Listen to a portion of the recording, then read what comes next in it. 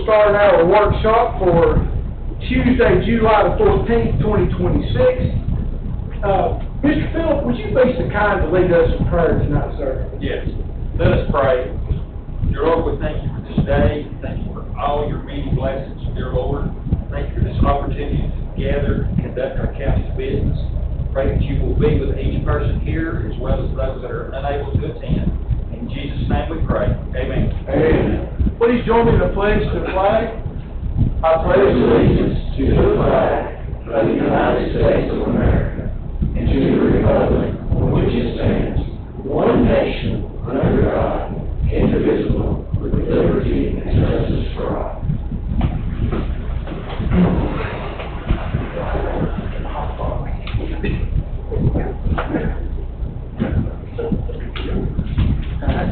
First item on the agenda for tonight to discuss for the workshop agenda will be number 3, discuss data center and cryptocurrency mining facility moratorium.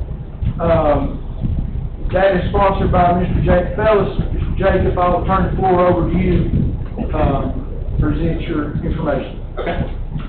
The purpose of this proposal is simple. It's to give us, the County Commission, time to carefully study the potential impact of large-scale data centers and cryptocurrency mining facilities. This isn't a ban on data centers. It's not a ban on crypto mining facilities. It is a pause, a time for us to do our homework, our due diligence on behalf of the taxpayers to make the correct decisions for Rhea County. That's what this resolution is. It's a 2-year moratorium on data centers and crypto mining facilities. I think it's responsible on our behalf because it requires us to, it directs the Planning Commission to do the due diligence, to look at required growth, utilities, detrimental side effects such as the noise, power consumption, water consumption, environmental impact, all of the above. It just gives us time to be informed and to make an informed decision on behalf of Rhea County. Thank you, sir. I like how the fact that you put in there about the Planning Commission, because the Planning Commission has been discussing this. Billy, correct me if I'm wrong, we probably 6 months that we have mentioned that with our regional planners concerning this, so we're already just a tad bit of a step ahead of the possibility of looking at this, so I'm glad that you're putting that in. It's covering from all aspects. What will be the pleasure of the commission? Place it on the agenda. All right, we'll place that on the agenda. The next item up is number 4, Nuga Node, and to address the commission concerning data centers and Bitcoin facilities. Who is here representing? Is that you? Sir, if I mispronounced that, please correct me. Okay, thank you, sir. If you'd like to take an opportunity there at the podium and make certain that the bright green light is on so we'll know the mic can go. Thank you, sir.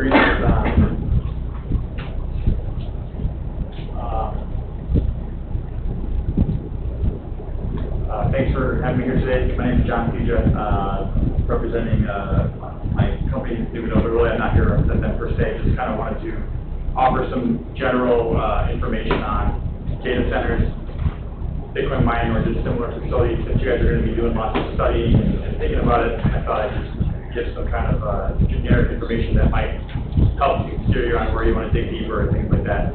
I have a background in technology. I've been in software development, data centers, and other peripheral things for 30 years. I know there's a lot of press and social media and things going on data centers, and a lot of it's right, some of it's wrong, and also I think data center is sometimes used very generically to mean a lot of things, and I think the responsible things that you guys are doing and all that, I think you want to focus on like larger things that impact your environment, your local area, stuff like that. The point of my feedback today is more so just to kind of suggest that you consider like size and things like that. Maybe even when you're deciding on the final decision for the moratorium, rather than blanketing everything, maybe consider size or other things. And I want to throw out just a few key stats real quick. and then can take questions later if anybody cares or wants to. But generally speaking, a data center has like a few key attributes. First one is they're housing a lot of computing hardware that is serving customers for large numbers of people. Number two, they do consume a lot of power, and for a data center, they have to have redundant power, not just initial power, and that's important because not all businesses need that, and there are other businesses that are very similar to data centers, but they're not data centers, and they don't need that redundant power. Another thing is they use cooling systems, HVAC and or water, water being the big one that's kind of the big question or I think concern for a lot of folks right now. Third one is modern data centers have generators. The generators are typically supposed to be for backup. Problem is, a lot of data centers end up using those all the time just to augment the amount of power that they're getting. Last thing is, they have high security because of the nature of the things that they're doing, whether it's financial stuff, modern stuff, AI. I mean, data centers have been around for, over 30 years now, believe it or not. There's also size. There's 20 megawatt, 50 megawatt data centers, 100 megawatt. That might not, if you don't know what a megawatt is, it doesn't mean much, but think of it like football field size versus a t-ball baseball field size. Those can both be data centers. One is huge, right, called a hyperscaler. The other one is not. It's much smaller, and rightfully so, they both consume vastly different amounts of resources. On the topic of water, not all data centers, or I should say, not all facilities use water. Case in point, and I think part of what I came here today was to use my existing business. I operate a business here in Dayton. It's a very small, it is a Bitcoin mining facility, but personally, and even arguably, like, it's not a data center. We don't use any water. We have no trash or sewer or anything. We use electricity. That's probably the biggest similarity to a data center. But beyond that, it's very different. And so are a lot of other businesses, even in Dayton here, that are running large compute clusters, but they're not data centers. We do not use generators. Again, data centers, generators, those are some of the things that in other news and other places you've seen a lot of complaints or issues with. Another thing is data centers, even just to give you size comparison, a small data center is 20 megawatts. Large data center is 50 and up. Small 20 megawatt data center usually requires 15 to 45 acres of land.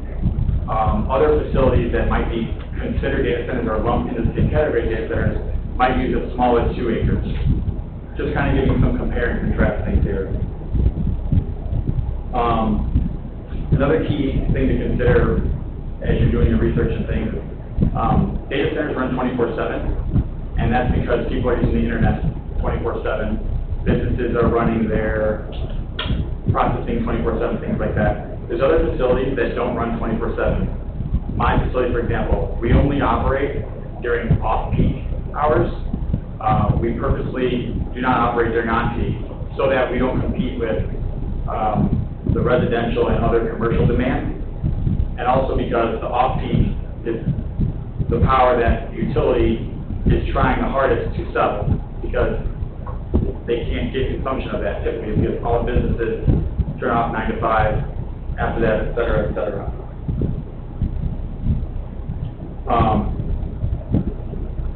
As far as the noise is concerned, I'm just hitting all the top buzzwords that I'm sure you're all going to research or maybe you already have. Data centers, legacy data centers especially,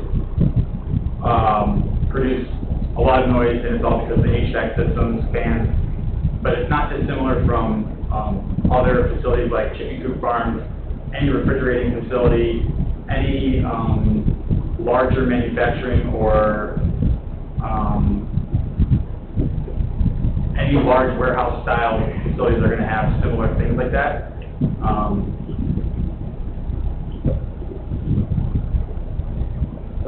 taking the notes here. Yeah, so, anyway, I wanted to just bring up some of these key points, and I guess my hope is that in some of these moratoriums and these things that are going on, maybe make an effort to consider like defining a data center and what's going to be qualified under that, because there are a lot of things that might get swept into that maybe are very dissimilar. So I know I don't have too much time, so I don't want to go much longer, but I don't know if there's questions, if that's later, or anybody.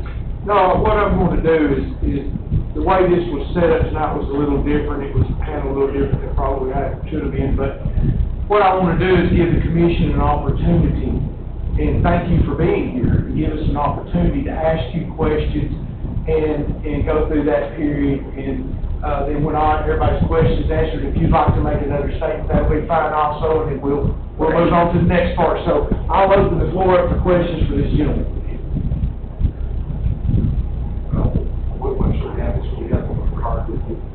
I actually left it. Yeah, I had a whole photo of it. Yeah. As he stated, as Commissioner Carl stated, this is all about not just the moratorium, but we want to educate and be informed. So I'd like to be able to reach out to anybody. Yeah, that's what I provided, and I had made a whole stack of them and I left them, but I'd like to provide information so that offline after the meeting, anytime, if you want, you can use me as a resource to ask questions or just fact check things, or even, anything else related. And then you had mentioned also about off-peak hours. I think that's important that you mentioned that. I wasn't aware of that. So you operate off-peak hours? Or? Yeah, do you want me to expand on that a little bit? I mean, I understood it. I understood what you were saying, because then less power is being utilized residentially and other businesses that usually operate during the day. Yeah, and the key thing, and again, I apologize, if it was supposed to be Q&A first, I would have gladly started there. The key thing to consider is off-peak businesses. So on-peak means what is the maximum amount of electricity needed to supply your area on a given day? Let's just say it's 100, whatever. Typically off-peak can be as low as 50 down to 20% of that. But unfortunately, the TPA, who is the power producer here, they have to still produce that power. It's not easy to just turn it on and off at the production side, especially because it's a lot of hydro nuclear. And so TPA even has programs where they try to incentivize businesses, manufacturing, anybody that can, to run off-peak so that it helps balance out the amount that's used during the day versus night. Data centers almost always incur an increase in the on-peak if they have to run 24/7. That's all I have for you. Thank you. One of the biggest things that comes to mind in this process is now remember, folks, I have not the knowledge, I have a question, okay? My question is if you have a facility, and I'm going to use a facility the size of Lazy Boy, Nokia, something like that. That is a AI center, a data center, a Bitcoin mining center, whatever. They have an amount of electricity, just like that producer of a product does, that has to come. They have to work with TVA. They have to work with Dayton Power, VEC. They have to work with those people to make certain that those types of demands can be met. Okay?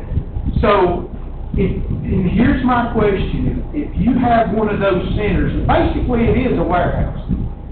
So it's a warehouse style setting, and you have a handful of employees who come in versus a place that uses the exact same amount of energy that produces 1,500 jobs. Now, there is my question of what the amount of power that can be used from the facilities you're talking about versus the facility that you're comparing it to, which is a manufacturer. That's my big thing, is those 1,500 jobs or 500 jobs. That's just all fictional numbers, sir, so please don't hold me to that. But that's the biggest thing that comes into my mind, and I've had a few people also mention similar questions. Would you like to elaborate on that? Sure. Thank you, sir. That's a great question and statement you made, and I would say you're right. Even though I'm in technology, and by the way, I don't work in data centers or own data centers, I agree with you, like, if a town, a city, or a county had two people come to them at the same time, and one was a manufacturing facility and one was a data center, I would imagine you'd always go with the manufacturing facility first in that scenario, because it does produce more jobs, assuming you have a community to support that and everything, right? That's a whole other complex discussion I have. But on the flip side, there's a lot of places, and this is actually something that my company specializes in, that have what's called stranded power or underutilized power, and that's where infrastructure was already built for some reason some time ago and didn't get used, or it went away. An example, those of you who've lived here a long time might remember the Buster Brown shoe factory in Chattanooga. That was a huge power draw when it was in running. That business closed down many years ago. Well, that's a location that we built one of our small facilities not many years ago, but like 7, 8 years ago, because there was stranded power. And the utility had already spent all the money, the poles are ran, the lines are run, and it's just doing nothing. Not similar, but different example here in Dayton. The town has been growing, ever since Lazy Boy came in, McKean, you guys, everything, right? Well, more infrastructure was built, and I'm not speaking for the utility, this is just an example. You might have power that's well beyond what you need, that is sitting not being monetized by your local utility. Now, to your point, you never want to give up something that could cost you jobs or other things. So I would say that just meets my opinion, more of like, do you have that right now? If not, when is it coming? The other thing I'll say is TPA as a larger provider, they have a roadmap to continually always be building out more utility and spreading it out like a spider web, because that's just what you do as the public works, right? So I don't know if that answered your question. Yes, sir. Okay. Thank you, sir. Anybody else? Do you have any full-time employees at your facility? Yeah. How many do you have? So we only have 6 megawatts running, and we have 1 full-time and 3 part-time. Actually, sorry, 3 full-time and 3 part-time. But in a data center, going back to that, 20 megawatt data center is going to be around 15 to 40. One of the things that you said, and Jake, I'll mention this, and I can be totally out of left field once again, but it sounds to me like that an area like ours that is producing and growing and producing these manufacturing jobs in these plants is different than an area that is not producing those type of things but has the power capability. If they've got the power capability coming in, they do not have the workforce and they do not have the opportunities for growth, that might be more fitting than an area that has the opportunities for growth and has the workforce. So I see that I have learned from what you've said that there are options that a person can look at. You have to look at your area, number one, and see what best fits your area, what your opportunities are, as well as your electrical and your water usage opportunity. Because the last thing you want to do is shut yourself out of the ability of providing jobs because you can't handle the utilities that are needed for another factory. But if you don't have those opportunities that are there, then that's another reason to possibly look at what you were talking about. Yeah. Generally speaking, and this is not everywhere, but statistically, that can be 80%, 70%, but majority of the time. For data centers, water is the thing to be most worried about or focused on. There isn't really electricity shortage in most places in the United States, especially in TVA. I know that. Will you remind them that next time it's 100-something degrees, 10 degrees, and they cut our power off? So that's a great example. That's a peak demand, and that's the absolute highest, and it could be 30% above normal, right? So it's kind of just like any other business or farm or anything. You can't overproduce. When there's a really high demand for a really short period, that's not easy to meet, right? And it's not easy to always have that available because then you have lots of wasted otherwise. So, anyway. one of the things that stirs my curiosity and my question there is, one time several years ago, I know of a municipality that had to turn away a particular company because they could not meet the sewer demand that come with that particular company. The what? They couldn't meet the sewer demand that comes with that particular Yeah, company. exactly. Because of the type of item that they were produced a lot of sewer usage. And so that's what made me think about that in this process. Commissioners, anyone else have any other questions? Just real quick, Mr. Chairman. Sir. I'm ignorant, and so you mentioned water a while ago, that's one of the biggest concerns, right? So my question would be why? Because I don't know why is water? Yeah, so the reason, this is a little bit of I'm stating a statistic, but I'm also mixing my opinion in. So, a lot of the news and current sentiment around data centers is because in a few key places in the United States, Arizona, Texas, some more arid places, data centers were built because there was an abundant amount of power, and they didn't care that the water wasn't actually available. And of course, deals were made, people were involved, and now they've created a water situation. Well, and let me get into the water stats for you guys. This is all, you're going to Google this all yourself. But as an example, a 20 megawatt data center can consume between 1 to 5 million gallons a day. Now that depends on your area. In the desert, it's going to be on the high end. Other areas in the United States, that could be on the very, very low end. But it's only a problem in a location that there isn't enough supply. This is part of the cooling. Correct. situation. So, and also, let me add something here. Legacy data centers, and I say legacy, I say anything built before 2020. Just like anything else, old cars used to have bigger engines. Old tractors used to be bigger. Everything gets smaller and more efficient. New data centers being built because of all of the sentiment around the water usage and just being responsible. Technology is getting better. They're starting to do more closed loop systems. Closed loop means they bring the water in, they use it. They're not just taking new water every day. But legacy data centers are all using open loop or constant cooling. So there's a significant difference going forward versus in the past. So I will say this, like, do your research, like, try not to judge all future things by the past. But also, in cases where they're not all going to be built efficiently, though. That does create then more sewage and things like that. So it's very particular and case by case, and the details of that individual entity or the individual business matter. I guess one last question I've got is, what would make me want to use my resources that I have, my water resources, my sewer resources, and my electrical resources, to put this in when I can have jobs that are not 15 to 40 jobs, but 1,000 jobs, 500 jobs? What would make me even remotely think that's where I need to be in that process? And that might not be a fair question. I mean, yeah, I'm not really trying to argue data centers, just to be clear, but I'll gladly like give you some just devil's advocate response. I mean, does everybody in the room have a cell phone? Does everybody in the room have a computer at home?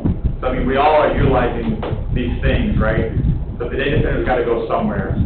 Would be like the You say as I send a text message? the clinical response. I'm being very clear when I say that. Now that being said, the question you asked, I think if you're looking at it through the lens of finite resources, it becomes a much more difficult question.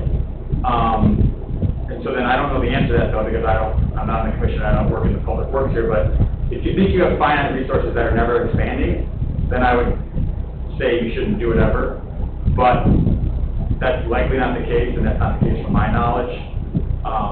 So then it's a matter of maybe flipping around and saying, well, you're passing up a business opportunity that is still, like, the other thing I'll say is this, technology, data center is a technology business, technology growth, and typically that spawns other industries similar, because you start to get co-located individuals, and so there's a ripple effect from that. and you're going to get other technology jobs or technology groups of different kinds that can come from it, just like any other type of business that goes to a location. You start to get...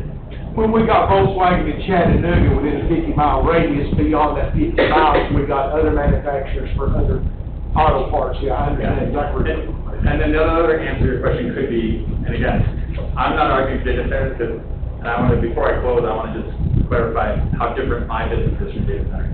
But it is going to be, tax revenue and it could be a feather in the cap, or like, a marquee thing, just like Lazy Board, for example, is like, oh, Dayton, that's what Lazy Board factory is, like notoriety and things like that. And if it's not going to, if you determine that it doesn't impact your water negatively or your electricity or other things, then I'd say, why not? Unless it's a finite resource, right? So it kind of depends on some other things. And just to clarify, part of why also I wanted to try to get some education today, big things for data centers: uses lots of water, uses electricity, can take up lots of land, and can have, I wouldn't say the waste is a big thing, but I mean, it is going to produce an increase on the sewer system if they don't have a closed-loop system. Just for comparison, and they run large HVAC systems, generators. I mean, there's just so many things.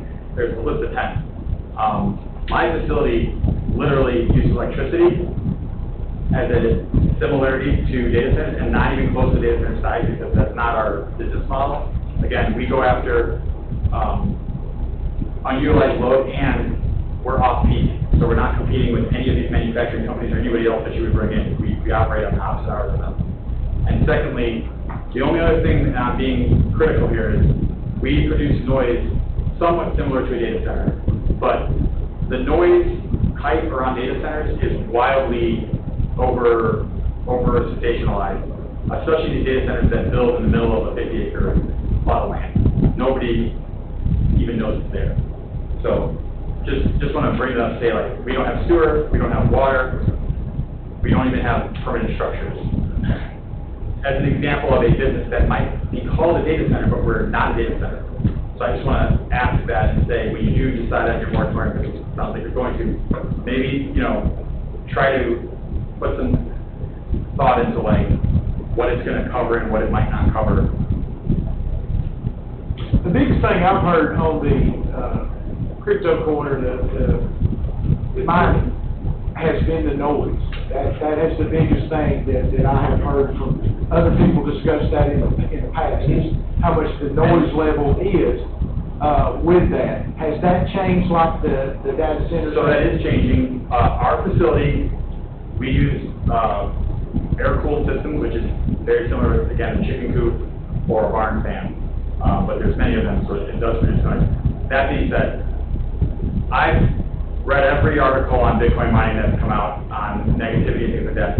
There are some, I would call them unintelligent operators, who went and put a facility next to a church and a group of 20 houses, literally like 100 yards away. Well, you got what you have, you get what you deserve there, right?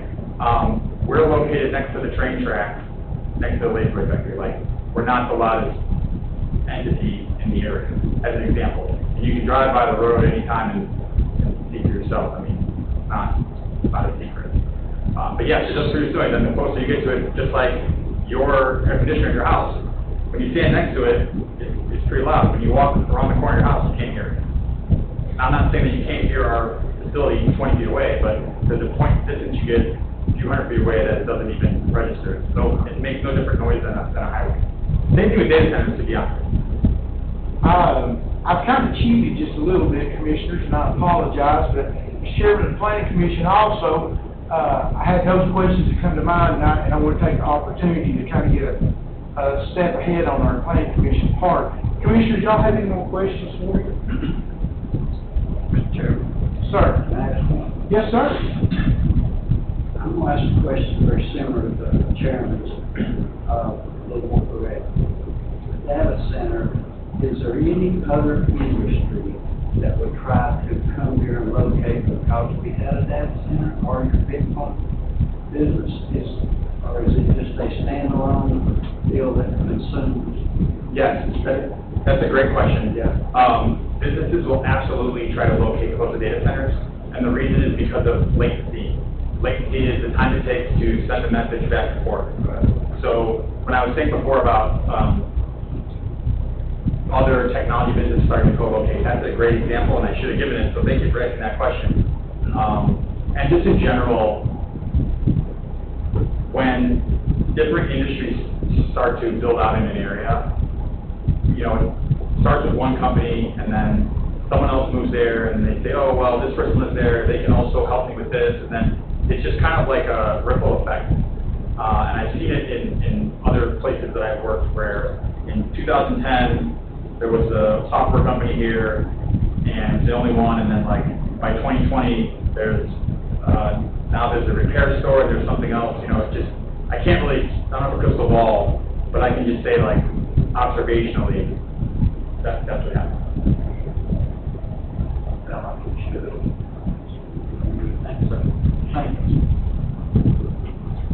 Sir, do you have any final remarks you'd like to make before we move on, or? No, I We didn't. beat you up pretty good. I didn't know what the format was. I was just coming to try to offer some information, maybe help spearhead your, you know, you go forward and make sure. Well, allow me to say this, sir. Thank you for taking your time and the effort to come here. You have cleared a lot of things up. You've made a few things a little more muddy.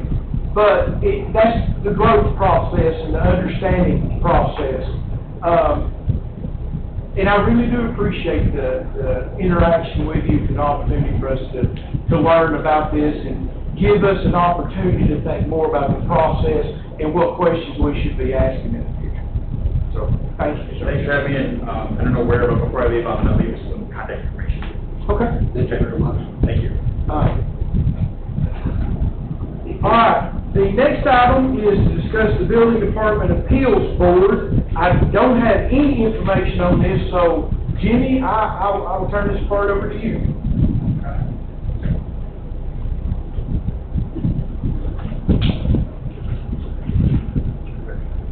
Thank you. Basically, in the past, in May 15, we got letters from outside the person building this, that there was a wall that was unsafe. As best I know, me and Rick Wilkie got these emails. So we both get out there, and there's several of you that went out there and looked at it, and there's several of you might have seen pictures of it. But the main thing was, we had a situation where we could be put in a bad situation. We didn't fix it, and he had been drawing things out on us for a little while. And I'm telling you, you've got to do something now. I can't keep watching this fall in. The neighbors were afraid the road's going to go with it. It means to nobody did it look promising. It felt like it was very dangerous for us to leave out there. So last week, Carol Ann drafted me a letter that I signed and had delivered by the police department.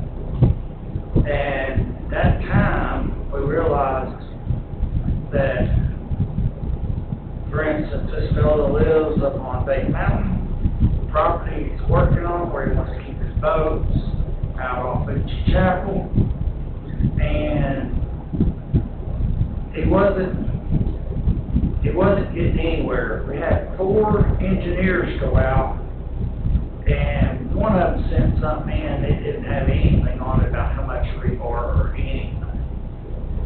So we were thinking, if we're really going to be able to do something in the future about these kind of situations, if this man disagrees with how bad I think this is, then we need to have a board of appeals so that, and these people would not be elected officials, but they would be people that everybody knows that are good with upstanding citizens of Ray County with licenses to work in their certain fields, and we would back that up with plumbers, pool builders, contractors, electrical people. All right, so let me ask you a question. We have a building department review board. We've had one since we put in a building department. Actually, serving on that is Sandy Francisco, Scott Hill, Dustin Henderson, Ray Legg, Ron Masterson, Melanie Reynolds, and Don Yon. So what you're suggesting is that we take, anyone who is county related off of those boards and have tradespeople on them, or is that, I mean, because like I said, we basically already had the board. I didn't know we already had them. Well, nobody had contacted me about it, and so I was told I didn't know what this was, but the board is actually called Building Inspection Review Board.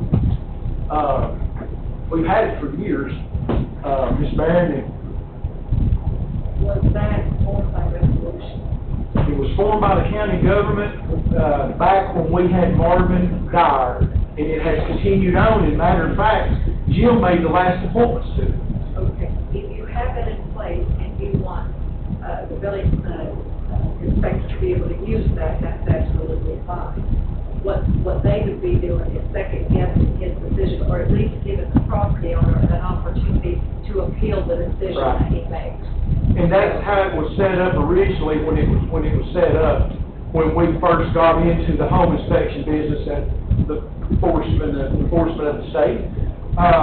Is it was set up that way. If somebody disagreed with what our building inspector did, they had a group of people come to plead their case to sit down on a one-on-one basis and say, here's where I'm at, and then that board can make a determination of where they're at. And like I say, when I got the agenda and looked at it, I did not know exactly what was going on, but it makes, you're a step ahead, but we've already got that particular thing in place. Well, you need to shake me off of it. You might want to visit. So you don't want to start off? No. You need to determine if the membership will be able to accomplish what it needs, which is to recognize that certain trades might be in place. Well, they may be able to do that. The question is, has he dealt with them fairly, and is what he's requiring of them, are those people able to handle it? If they are, they can serve that purpose. That's what it would be. The way we set it up, originally, the way it was set up, is it was set up to have a commissioner on it, a developer, a home inspector, a real estate agent, and two people at large from the community was the way the last one was set up. And that way we hit the different avenues. Because you've got to have someone who understands property issues, who understands construction issues, who understands what Jimmy's up against when it comes to the inspection part of it. And then you have to have that, okay, I'm looking at this as a person from outside the circle of the building world to see if this is reasonable. That's how it was set up initially at the guidance of the state. And then it has continued on, because the reason I remember so well that Jim did it, he was the gentleman who put Mr. Ray Legg on it, and I did not know Mr. Legg. And so that's why by name I did not know him. And that's the reason I remember it, if I'm not mistaken, worked at Bryan College or did, so. But I do remember that specifically, and I remember Rod Masterson going on it because he come off of our authority board and went to this board. So do we have a currently constituted board? Yes. Okay, all right. So who's the chairman? Well, they haven't met. They've never been. They never had to meet. This has never come up. Maybe in Never had a complaint. We went through, this is our third inspector, actually fourth. This is our fourth inspector. The first one was state. And we've never had someone who has challenged it to this point to where it's come to this. So, Ms. Barry and I have asked Dr. Kelly, am I correct in thinking what needs to happen is this board, along with the person, with Jimmy and Chrissy, and the people who are not pleased with the decisions made, and you, meet and then start the discussion of where we're at, why we feel the way that we do, and then see where that evolves into a one meeting, or if it takes more than one meeting. I could spare you some time. The good news is the gentleman is not going to appeal your decision, correct? The gentleman is not going to appeal your decision No, he's presently. not. Okay. So there's no urgency. Okay. But these boards should be revisited and reconstituted each 4-year term. This will. New commission, right. In September.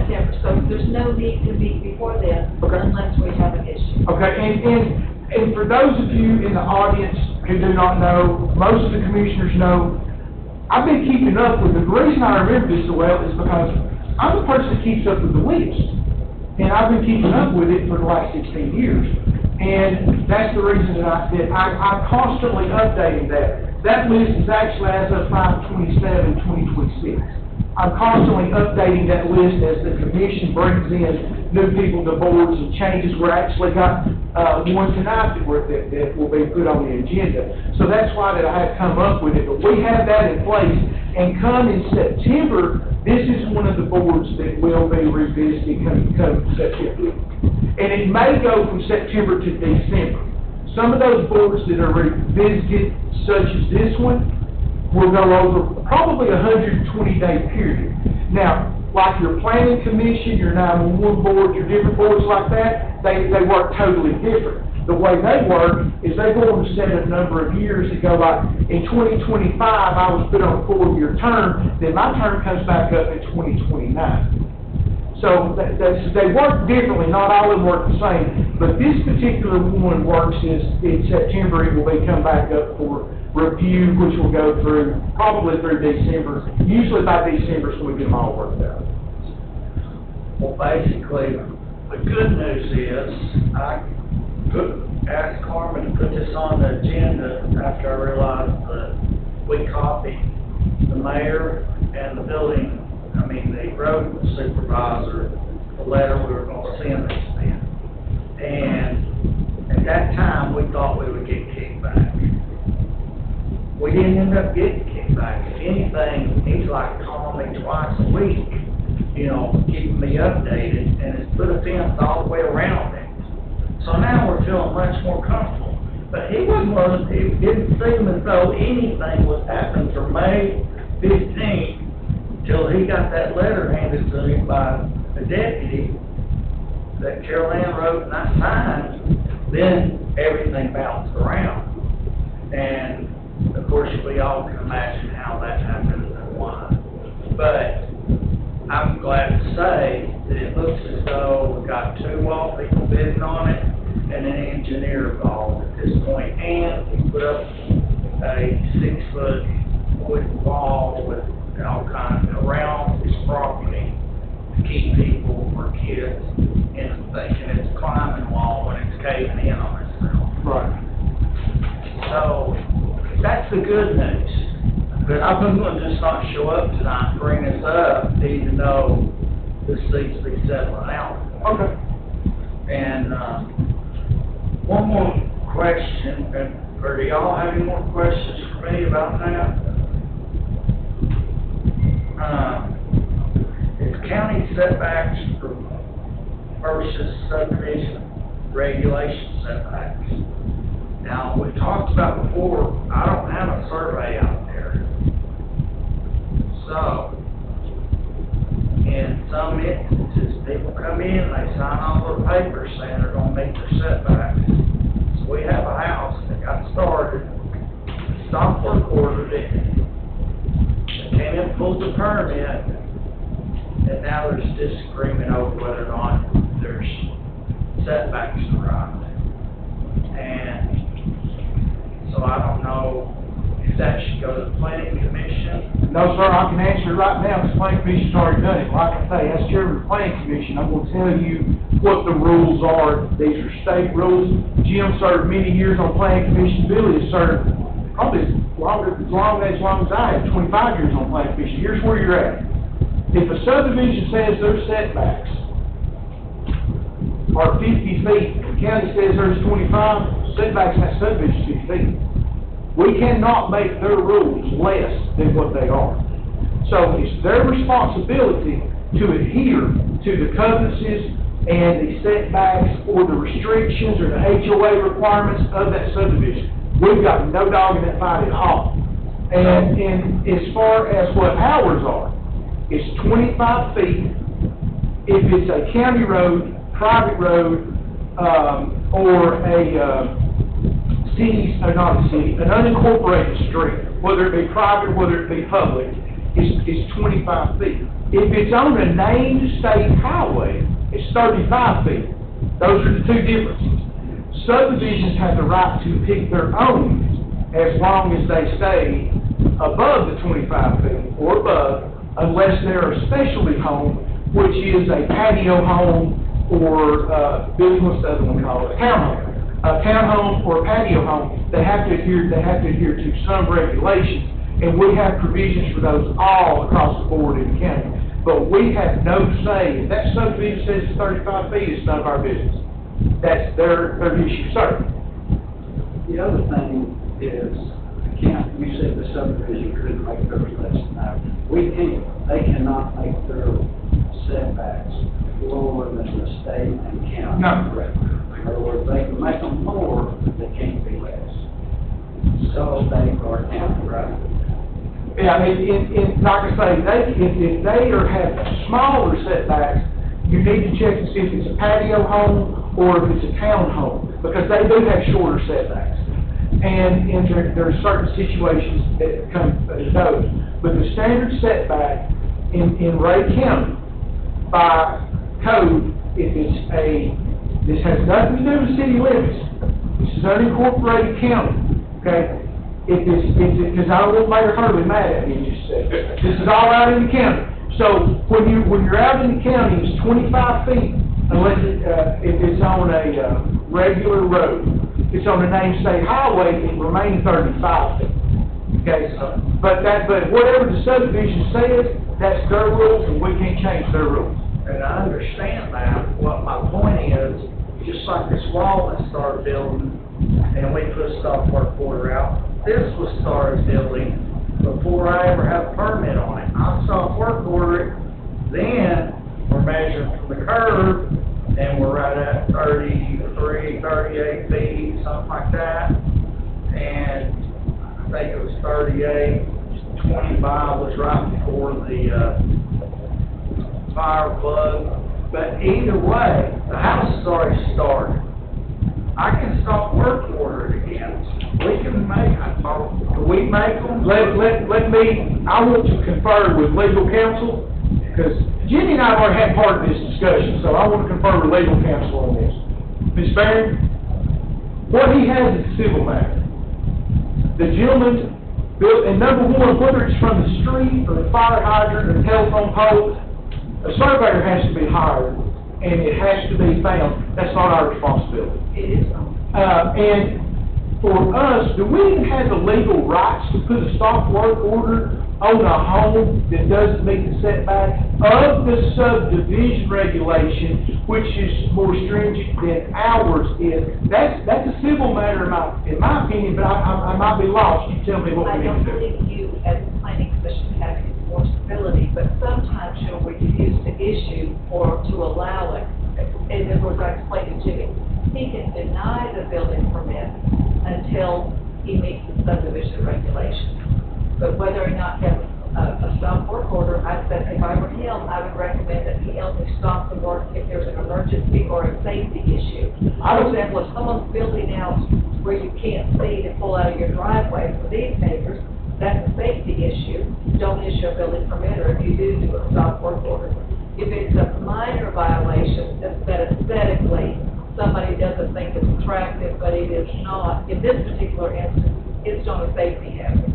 It's not a safety hazard, it's just kind of sitting out here like, whoa, here we are. Aesthetically, it doesn't meet the much way. But as a county government, that's not our job to The building enforce. inspector has authority when it comes to health, safety, or the welfare of the community. He has that intrinsic authority. But if they misinterpreted how to measure a setback, and they went from the road, because Jimmy just said, a lot of people do that. They'll go from the road, or they'll go from a fire hydrant, or they'll go from a telephone pole, because everybody has been told through the years, well, that's where the property line is. No, necessarily it's not.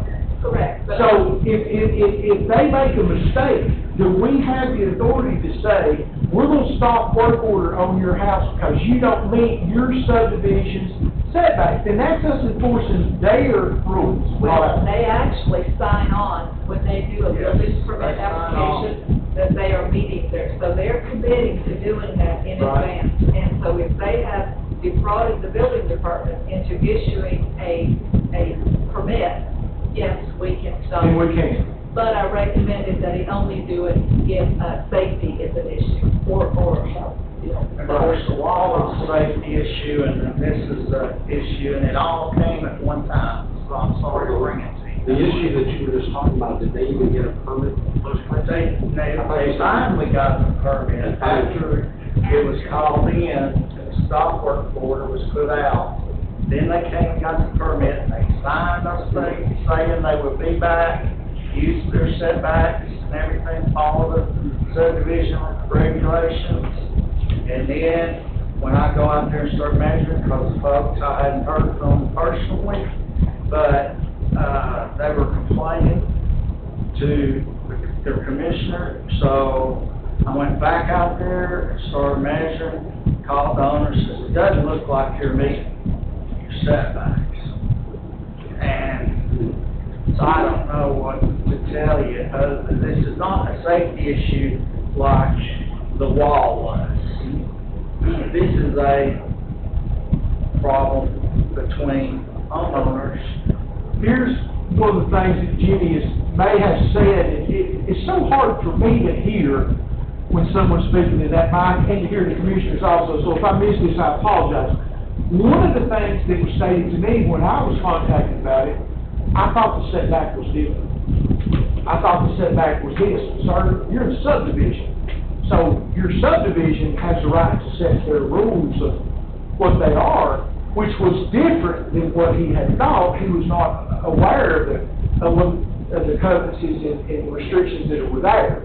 Even though he signed on that he was. Even though that he was aware of that. So,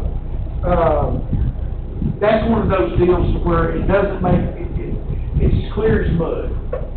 But in the long run, what I would, if it pleases the commission, what I would like to see do is I would like for you two to sit down and determine exactly how we can handle this in this situation. This will come back up.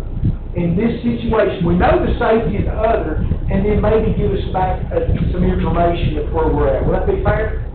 Yeah, and I think that you draw the line at if it's a safety issue. I think so as well. If it's a private issue about it's not attractive, that would be on. All they have to on do the is go to the court system and say, this does not meet our restrictions, and they're wanting us to enforce their rule, and I respect that. I'm not making fun of it, I'm not being mean. But all we have to do is hire an attorney and go to the court system and say, we want to stop work order on this, because it does not meet the restrictions, setbacks, and covenants of our subdivision.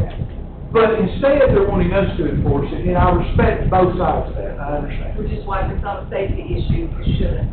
Okay. Which is what, So the wall was a safety issue, this one's This is not. So, that's all I had to say. I Okay. appreciate your time. Thank you, sir. I will give Carol Ann. Mr. Chairman, Sir? can I? Yes, sir. Say something now about this? Okay, of course, it is in my district, and I've met with the people and stuff. Jimmy has not met with them, but when Jimmy measured out everything, it was 33 feet from the road, not from the property line. According to their covenant, it says from the lot line, that it's 35 feet. That's the way it is on every. Yes, from the lot line, not the, not, okay, but we measure from the road in our world, because we don't have a survey out there or anything like that to be able to say, this is where the lot line is. So, he is, of course, like, from the road, he's 33 feet, okay? So, but also, I got something else here, I just need to clarify here. I brought well, they give me some paperwork that say that we're, back in 2010, that the commission had drew up a resolution to adopt the Tennessee litter law, okay? But in 2010, it was tabled and never brought back up. In 2011, it was brought back up, and it was tabled again. Is that not correct, Mr. Barron? So we never passed that resolution or anything. So there is nothing that we can, because I'll just bring it out. The gentleman is really got a bad looking house because of all the trash and stuff like that he's got in the house. He's got debris. He did have a refrigerator on the driveway with the doors on it, and then we finally got him to haul the refrigerator off because he didn't have it locked up and the doors were open in case the kid got in there. He could have they could have suffocated, but we did not pass the resolution. Is that correct, Mr. Carroll? Correct. So there's nothing that we can do about his litter in the back of his house and all that kind of stuff. Not at this time. They don't have any authority. And myself and Ms. Barron might give you some clarification on that, and Ms. Emily. That got into the point of public health and safety. It got into the point of telling people what they can and can't do on their property, what they can keep on their property. It got into the point of this, it was not aesthetics, as safety, and if anyone was to contact the county with a litter problem, the health department was the step to go to there, because health and safety is where your problem comes in that situation. Once again, we'll go back to subdivisions. Most subdivisions should have a provision in there for keeping your property in a maintained order when it comes to jumping it up with different things. Some even have a provision for when you're doing construction. And what is allowed and how long it's allowed when you're doing construction. But you're absolutely right, Commissioner. It did get tabled. Basically, it was a form of zoning, is what it was, out in the county. And that's exactly what it was looked at, and it was some interesting meetings to set through, I guess is the best way to put it. Because people were very highly upset that we were going to tell them what they were to do with their piece of property as far as what to keep on and what they couldn't. Because one particular person said to us, my 3 votes on my piece of property is junk to my neighbor. To me, it's a project I'm going to do with my grandson later in life. It even come down to the point of discussion about if there was rats on the property, bugs on the property, mosquitoes. We got into the tires. It was a very, very, very interesting discussion that come with that, and that is why it was actually tabled. Just for clarification, a little bit of interesting knowledge on that. You haven't got it 16 years ago. Anything else, sir? Anything else, Mr. Jim? Can you go under public comment, Joe, or? It's going to be under public comment. It's the exact issue what you're talking about. 51118, which is what you're going to adopt to stop these data centers, will allow you to prevent all these nuisances. Joe, you get it under public comment, okay? Yes, sir. Because we're going to get you. All right, moving on, the next item is discuss county budget. Mr. Chairman, would you like to put the budget on the agenda? Yes, please, Mr. Chairman. If it pleases the commission, we'll place that on the agenda. Place it over. All right, now, next item up, these next ones are going to go, we've been here an hour, okay? These next 15 items will go in 45 seconds if you can keep my mouth shut in the process, okay? Discuss Rhea County Fire Department manual. The Rhea County Fire Authority Board has approved this and passed it. Brad has approved it and passed it, and we would like to ask the commission to place it on the agenda to make it official as the Rhea County Fire Department manual. Next item is discuss the Grandview Utility District appointments. There will be a mayor. This is Mayor Vincent's appointment. It is not ratified by the commission. It is read into the minute.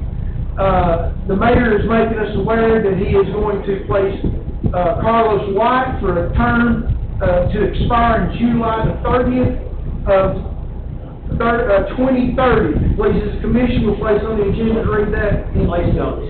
Next item is discuss the CDBG Food Insecurity Grant. amendment. This is an amendment which changes the dollar amount to increase it by another $17,396. It is a non-matching grant. We'll place that on the agenda if it pleases the commission. Next item is discuss local health and services grant. This is a state grant of $291,682, federal grant of $143,718, and it's a non-matching grant for a total amount of $435,400. Please, this commission place on the agenda. Place it on the agenda. Next item is to discuss the agreement between Tennessee Department of Health and Rhea County, and that is item number 11, and I'm going to take a short commercial pause and turn this over to the mayor or Ms. Barron to discuss that, because I have no information on that I feel comfortable discussing. Basically, what it is, it's our agreement that we have. These are funded through the state and the federal. It's a contract we sign every year. We've been approving this for a number of years. And the first one we just went by is $435,000 that comes to us in a grant to fund this particular one. It's just a standard procedure, keeping our health department open. And our portion, you might remember, I think we've got two fees we pay annually. Ralph, I think we pay, one of them's about $40,132, total of 72 or something like that. They're not in these, the reason I don't have the exact amount. The rest of this money that we're discussing here is state and federal. It's about 2/3 state, federal, and a third state. Did you get the packet? Yes. Yes, it is. Okay. So if it pleases the commission, we'll place that on the agenda. Item number 12, discuss Rural Health Transformation Fund grant. Item number 12 is a non-matching $305,461 grant to place on the agenda if it pleases the commission. It's a non-matching. Item number 13 is discuss solid waste surplus items. Mayor, do you have some items you'd like to surplus? Yeah, we do. As you know, we bought some new dumpsters with the grant this year, and we have got about 7 or 8 40 yards that are beyond using, and a couple receivers that put in front of the compactor. I've seen Sandy had one up where the side would float out on. None of them are usable. They're worthless. People buy them and restore them. We take them to sales, and it's doing fairly well on them. $1,800, $2,000 fees on such a brand. You still do that, too. Is that all the items, just the dumpsters? All right, well, please, commission, we'll place that on the agenda. All right, next item up is number 14, is to discuss the travel policy. I'm going to turn that over to Mayor Vincent and our finance director, Ralph Beck, and let you all discuss whatever y'all need to discuss on that. And then we will place it on the agenda to please this commission for approval. Which one of you wants the floor on this? Basically, we've had an agreement in place, but it had some loopholes in it that weren't clear. And one is, for instance, Rob Owen, he drives a county truck. He runs the park up at Ray Springs. He's asked permission to let his 10 or 12-year-old little girl ride up there and spend the day in the park while he's working on Saturday. He's done a fine job up there. We couldn't do that according to the other. Can you get a little closer to the mic, Mayor, please? Like, I can't hear you. I'm sorry. But there's 3 or 4 items on there. Carmen, you want to? Well, basically, we had a very broad, it had no details at all. A travel policy and a vehicle use policy that really didn't say anything. It didn't give any rules. It was very broad. Tracy and Ralph and I worked on this last week and kind of made it more detailed, made it very clear what you can and cannot do, how you can get reimbursed for mileage, what constitutes travel paid for by the county. It's pretty extensive. We took it from like 2 pages to like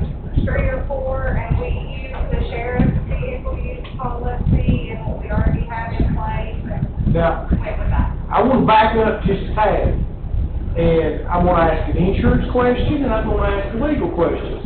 How much liability are you opening the county up for? Give me a second. You'll know exactly on the question. How much county liability are we opening up for letting someone transport their child in our vehicle or their spouse, anyone's not a county employee? Number two, how much liability are we getting when we're allowing this person to take someone with them to work? Now, don't get me wrong. My father carried me to work every day of my life, and I'm still there today at 55. But with that being said, we have to think about what is our insurance company going to say. I know in the past, the insurance company said, whatever this commission passes, we're okay with. Are they that way this time on this? And number two, where are we at in that situation on the liability part? I understand 1,000%. Ms. Carmen and Ms. Barron, Mr. Ralph, Mr. Jim, whoever, please answer. Well, we asked the insurance company currently, and they gave us an answer basically stating it would depend on the circumstances. And it waffled back and forth. Yes, they would cover it, no, they wouldn't cover it. Then that tells me that we'll have no insurance.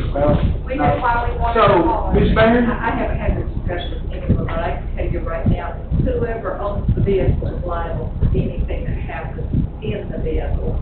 Now, if they could get injured by somebody running into them, but if there is no determination of who's at fault, it's the vehicle that the individual. The reason that I bring this up is because this is an age-old time discussion that went back to the 80s, when we had a deputy take his family, because he was on call to church, in a patrol car. And you remember that, Ms. Barron, I know you do. It goes back that far, that this keeps coming back up.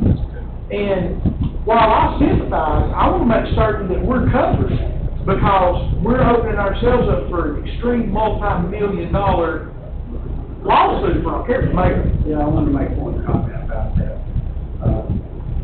First of all, we didn't have any restrictions. You remember, we've had several employees, and I had to work hard to stop them that were driving our vehicle, got the bird, kids, and all that. This new plan plainly says it has to be a county function, and not be a personal function. That's the teeth in it for that. Other than that, we do have several employees that run out a lot on the weekends, out fine. Yeah, I tried to get an employee removed because they were using a county vehicle as their personal vehicle with their family in it, and you inherited that problem, when you took over. And my big thing is, even if it's a county function, if we're putting somebody in there that's not part of we're responsible for it. Now, once again, I'm gonna bring it back up. Are we bringing on liability? And I understand taking the kid with them while they go to work. Are we taking on responsibility when you take that kid with them? If mama wants to bring the kid over there, that's different. But when we're taking the kid on the job, if something happens to that youngster, which, please God, I hope nothing ever happens, but I've got to be a good steward of our public money and of our safety for our county. Are we opening ourselves up? I haven't read the policy, so I don't know what you'll put in it. The issue we've had in the past is where someone was taking their girlfriend everywhere in a county vehicle. And the concern was, were they doing county business or were they doing personal business while they were on the county farm? So I haven't heard the child.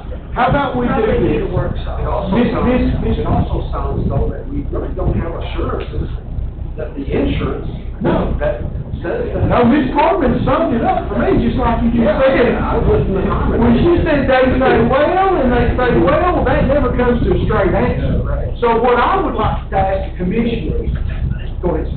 Well, Mr. Chairman, so I applaud you taking the action to get some governance and guidelines, because this isn't the only area that we need this in. But we're not the only ones solving this problem. I'm sure other counties have got policies that like that, so I would encourage you, before we go back, some other counties equivalent to ours, see what kind of guidelines they have. And if they've already crossed that bridge and got the answers, it could save us a lot of time and grief if we get this right. One of the things you're gonna run into is a lot of smaller counties, I bet have not dealt with it, it's gonna be your larger counties that have dealt with it. I'd rather cut and paste the proven procedure than create my own. I don't disagree. I do want you to know that the sheriff's policy says they can have Says what? and transport their kids in the car. The sheriff's policy says that. Okay, I can hear you. The sheriff's policy says that they can do that. That they can take them to school on the way to work. Right. That's kind of where I think they kind of duplicated that for our employees on the county side. Not saying it's right. I'm just saying, we mirror But does that. the sheriff's department, does the insurance company say that, or did somebody put that in a policy somewhere down the road? Yeah, I don't know that.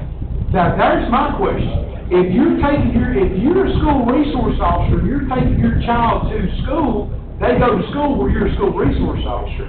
That's different than I'm a police officer and I'm gonna run my child to school on my way to the office or something. There needs to be clarifications there as well, because they make their own policy, It don't doesn't mean. matter, Tim, in that case, it wouldn't matter. I mean, either case, if you had an accident, with the same consequence, or the same liability. So, But it does matter to me, because the insurance company is the ultimate. But again, once we get the policy written and get a document that we all align with, you hand that to the insurance policy. Say, okay, insurance, is this okay or not? Are we covered or not? I mean, I think, but if we've got non-employees in our vehicles, no matter what the reason is, they're in there, it doesn't matter for the insurance or the lawsuit, right? Somebody gets hurt. We discussed this before about someone taking their child to school, and we were shown what Ralph's talking about. Their policy says they can do it. But because they've got a policy, don't mean that's the way it is in the real world. That means okay. So ultimately, do what you said and look at other counties and get a copy, rewrite it or, but at least get you some more information. I think- Right, go to the larger county. I think what we need to do is step this out.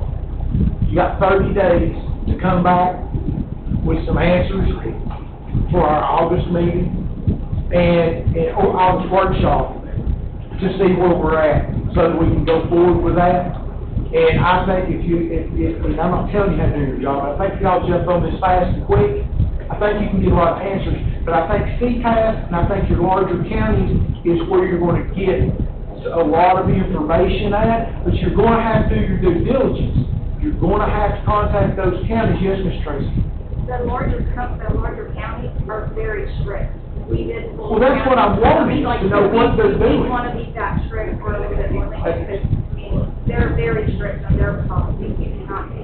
That's exactly what I want to know, is what they're doing. Because I'm going to tell you, if you go to some small county, and I'm not going to pull one out, because I don't want that for reporting, I don't want them being mad at me, okay? But you go to some of these smaller counties, they've never even discussed it. And it's never been an issue, they've never thought about it, everybody runs around in patrol cars, everybody runs around in other. So that's why I think it's probably been more dealt with on the larger situation. Let's come back in 30 days and have it in our workshop. Is that okay with everybody involved? Yes. All right. So we're gonna take that one off. Ms. Carmen, will you go ahead and make a note to put that on the workshop in 30 more days? All right, let's see here. Number 15, discuss services agreement with Sports Facility Advisory LLC. This is something we've already voted on once, but what happened was there was a small change that came up into the agreement. The city of Dayton had to go back through their process and approve it, and now they've sent it over to us for our approval. Do one of you want to explain what the change was? It was mileage, they wanted the contract amount plus mileage, travel to here and back for their company. And The company's not in Alaska. And no, that was actually in their original proposal, and their written contract is what it cost. Okay. If it pleases the commission, we'll place that on the agenda. Place it on the agenda. All right, next item up, discuss, Lavella proposal, Morgantown Park. I have nothing on that either, so, Mayor? That is the part that we got the grant for, Pound Children's Park, and because it's $160,000, we're required to hire an architect, and that's LaBella. We put it out for bids, they bid below the other two, we used all of them, we know them all, so we just want to give that contract. Okay, so that is, to award the contract. Ms. Carter, For the engineering. What we're gonna have, by Friday is a proposal for you guys. okay. So we'll place that on the agenda. Ms. Carmen, Mr. Nick, and Ms. Barron will all work with Jim and Ralph. We'll get this pieced together for our meeting. Fair enough? Next item up is discuss donation, Grandview Fire Department Association. Just a second, I think Nick had a question. So, then have to go through purchase of money, the bid. It's not a bid, it's a request for proposal. And so we chose, based on their proposal, who we want to use. They're gonna come with their actual proposal to us. What's different than a bid? Tracy or Ralph would have to Yeah. explain that, actually. Well, there's no money involved. That's The board, the Southeastern Development is the overseeing the grant, is, we sent out a request for qualification for an engineer. I wasn't here last week, but it did come back. I've been waiting to see if they chose, because I guess. Well, we chose Lavella, but there's no money involved yet. Like, it wasn't bid. They're just doing the civil engineering portion of it. Okay, let's do this.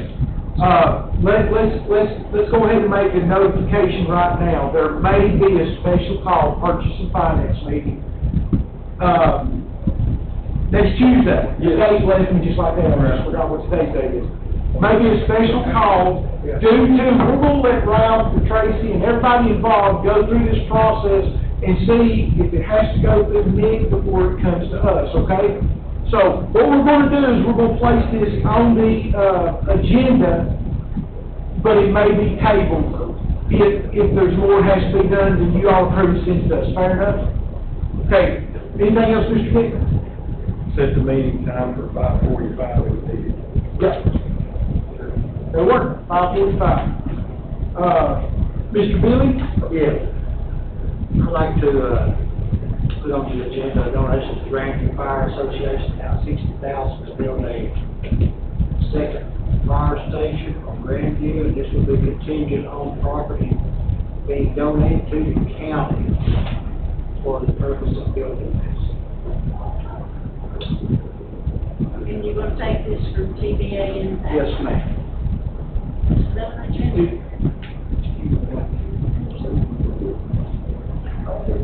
Okay. The police commission will place it on the agenda. Place it on the agenda. It's sort of hand in hand. Item number 18, discuss $500,000 one-time donation to the Ray County Road Department for TVA impact funds for road improvement. This is something we have done numerous times through the years. Chairman Bennett? Yeah, Rick's on a much-needed vacation, I'm sure. The list of roads that he has given me for these projects is Back Valley Road, Indian Hills, Big Neck, Piney Point, Ray Springs, Buzzard Roost, Briggs, Bluffview, and Jewel. And that will be put into the resolution. Mr. Chairman. Pleasure, I Commissioner. just have one question. Sir.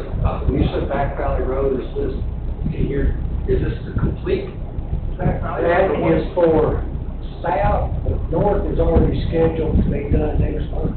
Okay. To finish off, I think. I already called the Yeah. that. Yeah. Okay. Thank you. That's all I have. Brad, yeah. Yeah, so far we haven't paid yet. Yeah. Okay. Thank you, Mr. Place it on the agenda? Yes. All right. Item number 19, discuss Homeland Security Grant. This is a grant that we deal with on a regular basis for $15,237.86, and it is a non-matching grant. Police Commission will place it on the agenda. Item number 20. Item number 20, I'm coming to you as chairman of the Planning Commission. of Rhea County, and I am asking that, we, approve the recommendation of the Rhea County Planning Commission, who has voted unanimously to reappoint Billy Thedford, to appoint Jacob Ellis, and to appoint Scott Miller to the Rhea County Planning Commission to a term that will go till August 2030. Mayor, that's part of your appointments as well, and if that pleases the mayor, I will ask to place that on the agenda. Place that on the agenda, please. Thank you. Will you hand this to Ms. Barron, please, because she will need that. Ms. Barron, I'll need to discuss that too, because there's a little caveat in there.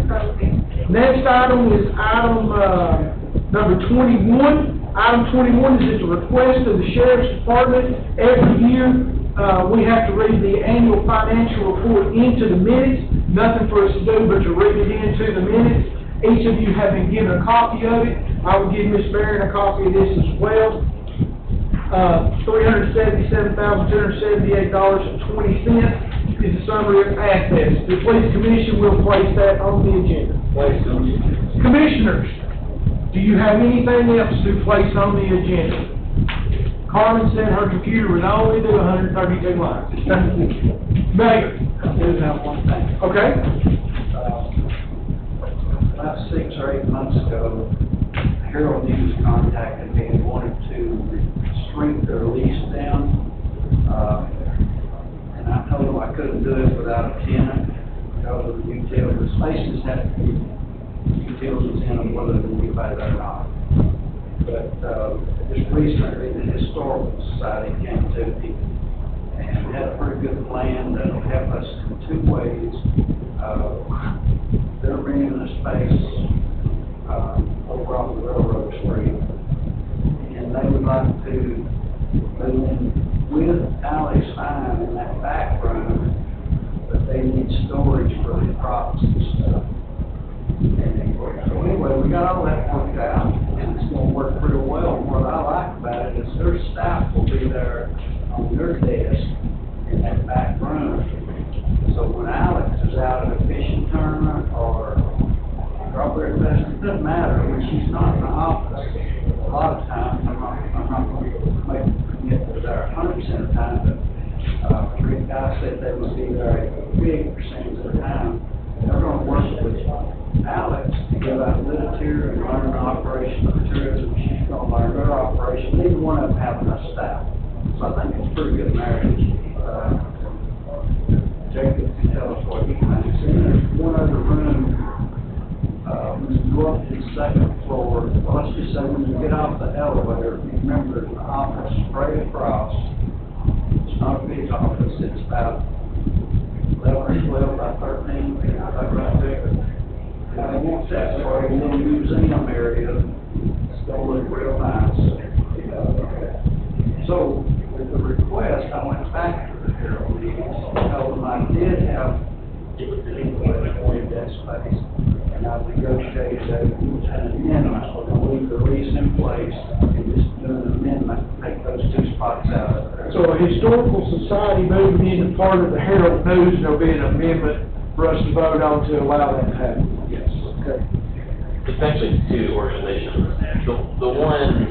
The first he mentioned was Rhea Heritage Preservation Foundation. That's the group that does the scopes reenactment. That's the group that's gonna be moving in behind Alex Fine. Rick, Yeah, Rick died on that group. Historical Society, we just wanted that one room that the Herald had on the second floor of the courthouse. Okay, so what we're gonna have is we're gonna have 2 agreements, because y'all are 2 separate organizations, correct? Yes. All right, so we're gonna have item 22 and item 23. It'll be 2 separate agreements. where there were 2 separate groups. Well, I didn't either till just now, so, Yeah. so we'll do 22 and 23, Historical Society, and what was the name of the other one? Rhea Heritage Preservation Foundation. Rhea Heritage. You actually oversee them. Yes. Oh, no. The Rhea Heritage Preservation Foundation? That's what it says on the website. No. So it's 2 different organizations. Well, If it's 2 separate, there are 2 separate things, then let's just do 2 agreements, and that catches everything right. Carolyn can do it. Okay, so we'll place item 22 and 23 on the agenda. Anything else, Mayor? No, I just want to say that I think this is good because, you can't rent one office to most anybody, and I think expanding the museum theme of the old courthouse and expanding, the space we've got for tourism, I think it's good. I'm pleased with it. Thank you.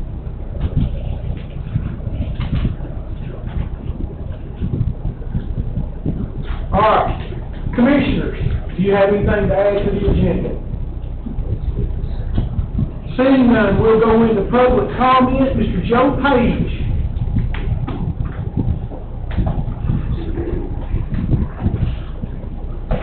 Good evening, folks. The zombie resolution rises from the dead.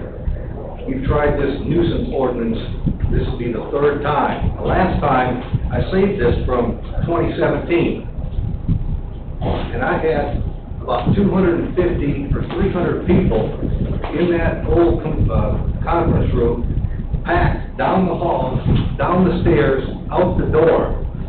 When they found out what 51118 and 62201 sub 22 means. Now, it didn't even make it out to the meeting agenda last time. It was killed in the workshop when they realized how important it is for people's private property rights that this wouldn't be implemented. Now, let me say this, is we all agree that data centers should have some regulation. There's no question about that. But this is just the wrong vehicle to do it. Because what it does, it ensnares all private property owners in the county. Now, TCA 51118 and 6120222, if you read these, this is worse than zoning. This is worse than a data center. It almost makes zoning look attractive when you read it. And I hope you all read it because you're going to be voting for it. But the premise is that it's going to allow us to have a moratorium on data centers. Well, it's going to do that, but it's also going to do this. This is exactly what 51118 allows this kind to do, and it's called police powers for a reason. They're awesome powers over people's private property. But 51118 says it will allow the county to define, prohibit, abate, suppress, prevent, and regulate all acts, practices, conduct, businesses, occupations, callings, trades, uses of property, and all other things whatsoever detrimental or liable to be detrimental to the health, morals, comfort, safety, convenience, or welfare of the inhabitants of the municipality, and exercise general police powers.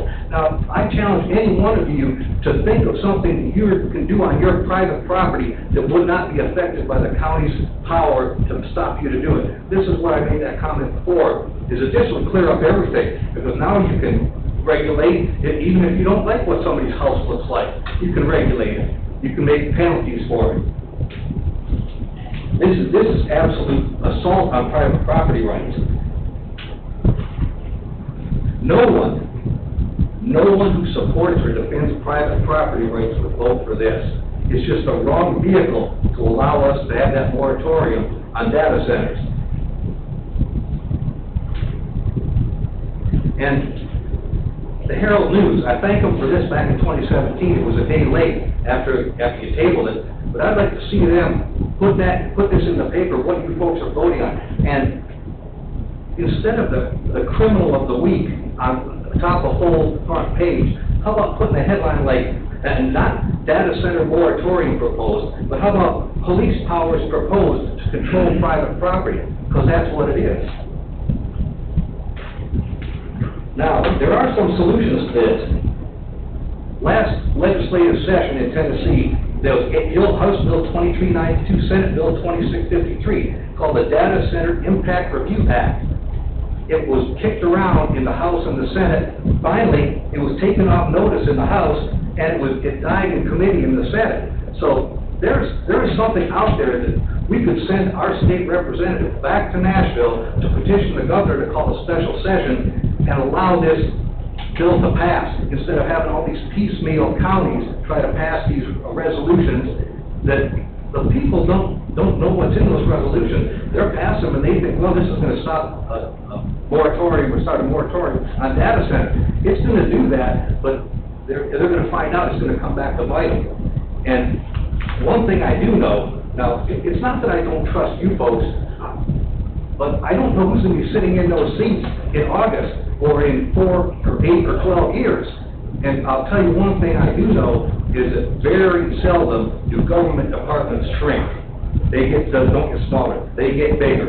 So once the county has this power, this awesome power, pretty soon they're gonna start saying, I don't like the look of your house. I don't like the smoke coming from your wood stove. It's bothering me that I'm 600 feet down the road.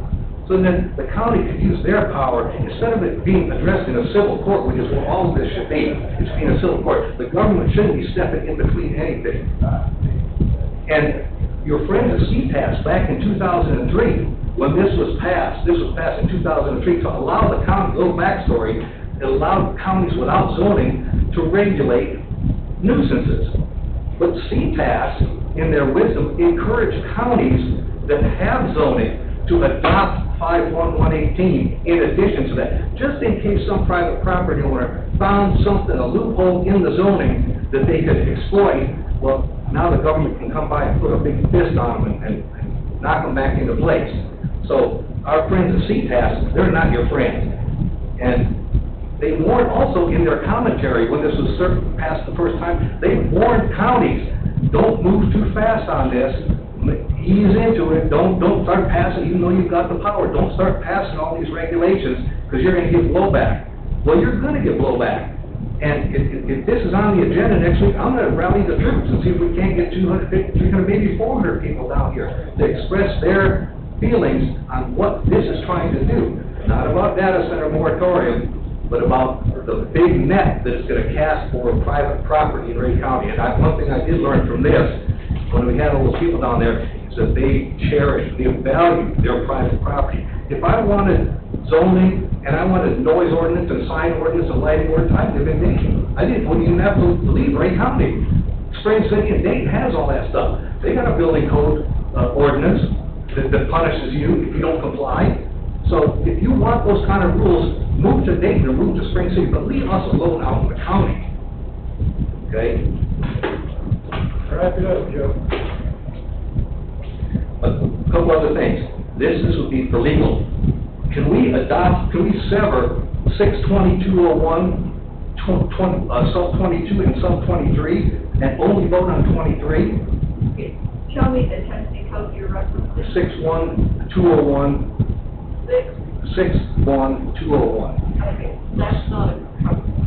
Pardon me? It would have to be 6101 or something? No, 61201. It's in your resolution. It's in the resolution. 62201? I'm sorry. My bad. 62201. I stand corrected. Do you have the language right there, or you need me to look it up?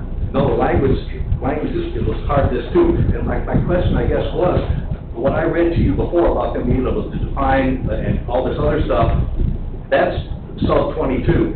Sub 23 addresses exactly what we're all trying to do, and that is to regulate businesses and occupations. So if we could sever 62201 sub 22 to sub 23, we could use that 23 to address the data center problem and not impose this nuisance ordinance that covers just about anything you can do on your private property. That would be a question for you, Carol. I'll be happy to look at that. I'm not quite sure what you're referring to. 23, sub 23 addresses businesses and occupations, which is a data center, which you could include under there. And they're separately listed in 62201 under all those subcategories. They are split up there, 22 and 23. We don't want 22. We will use 23. We could use 23. And the moratorium will sunset, they said, after 2 years. But the one thing that won't sunset is 51118 and 62201. Those are going to be with us forever. So, like I said, please table this. Find a better way to do it. Let the state do it instead of have each county piecemeal it and take away our private property rights at the same time. Thank you. Thank you. All right, county official comments. Do I have any county officials here wishing to make a comment? Seeing none, let's see here. County executive comments, Mr. Mayor. I got one, little housekeeping. Back when we were going through all those state grants on the health department and all, I just somewhat dropped the ball on this one. One of them, it plainly says health department on it, but it's $305,461. And the state has awarded us a grant to spend that money on ambulance and equipment. And part of the health department grant system and all that. It's kind of standalone. We've already been approved, and they've already sent us a contract, so I just need to put it on the agenda and give them permission to sign it and go forward. Okay, and that's on the agenda in that health department.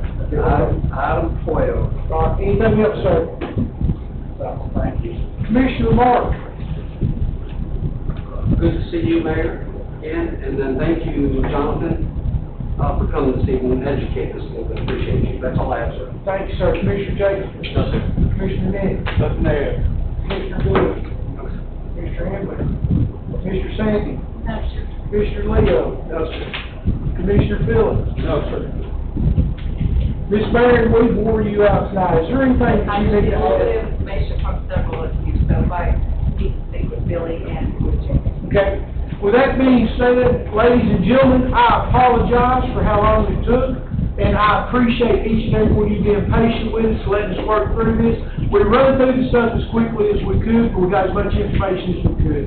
With that being said, this meeting will stand adjourned. Mayor, if you could switch for me.